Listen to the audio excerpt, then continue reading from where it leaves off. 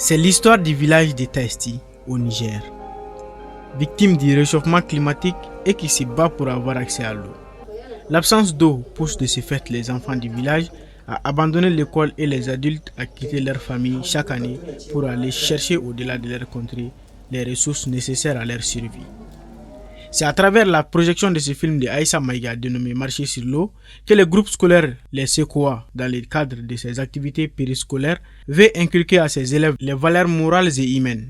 Le film a un impact sur les élèves et aussi sur nous les enseignants. C'est-à-dire il nous montre combien nous sommes des privilégiés, combien nous sommes dotés de ressources très vitales, mais que nous avons à notre portée de manière aisée.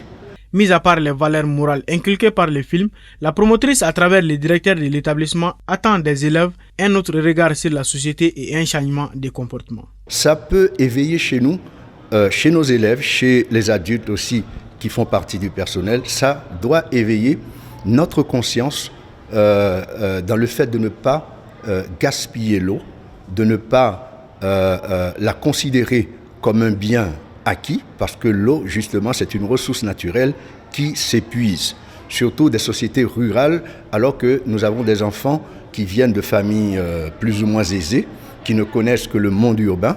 Alors, cette projection a ouvert une fenêtre sur un regard différent de la part de nos élèves. Un regard différent de la part des élèves qui semblent bien comprendre la leçon.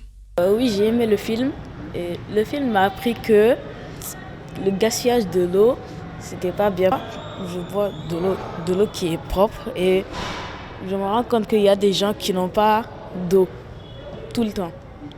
Ce film, je pense qu'il est bien, mais je trouve que la vie est difficile et aussi qu'il faut beaucoup d'eau pour survivre. Sans l'eau, on ne peut pas survivre. À mes camarades, je dois les dire de ne pas gaspiller l'eau et que s'ils ont besoin de l'eau, c'est pour se laver ou pour se laver les mains. Des conférences et des projections de films instructifs, l'école promet de ne pas s'arrêter là dans le cadre de l'éducation périscolaire de ses élèves. D'autres initiatives seront bientôt multipliées dans ce sens selon les directeurs du établissement.